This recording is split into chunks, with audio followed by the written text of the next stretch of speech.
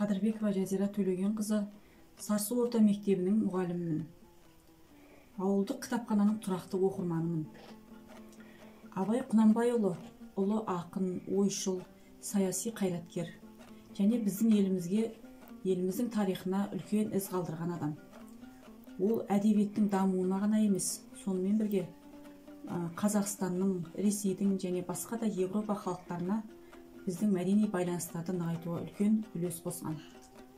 Тобықты руында дүниеге келген Абайдың шын аты Ибрахим.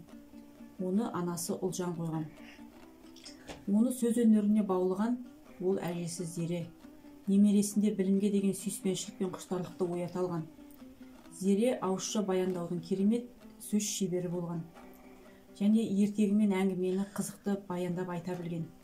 Сондықтан Абай әжесін өте қатты жақсы көрген.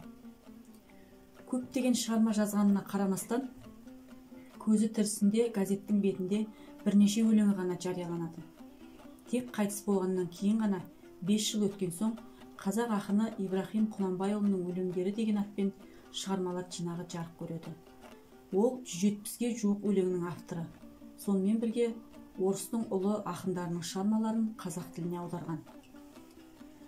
Абай өлеңдері бай философиялық, күрескерлік қасиетке ие.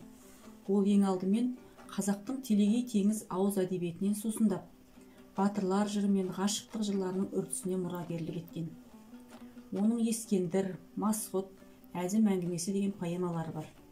Ол поэмалар Абайдың шығармашылық мұрасындағы ең үздік поэмалары қазіргі зерттеушілердің әлі де назарында. Абай қазақ өлең үлгісін жаңаша тұрғыда байыта түсті. Сондықтан да Абайды қазақ әдебиетінің негізін қалаушылардың бірі дейміз. Абайдың ақындық дәстүрін ақынның көз тірісінде тікелей дамытып, оны жалғастырған ақын шәкірттері болды.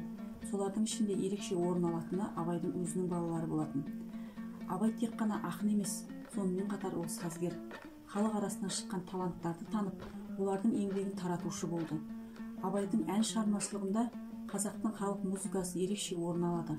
Оның 8 аяқ, айттым сәлем қаламқас, желсіз түнде жарғай және тағы басқа әндері әлі күнге дейін халық жүрегінен жылы орын алған.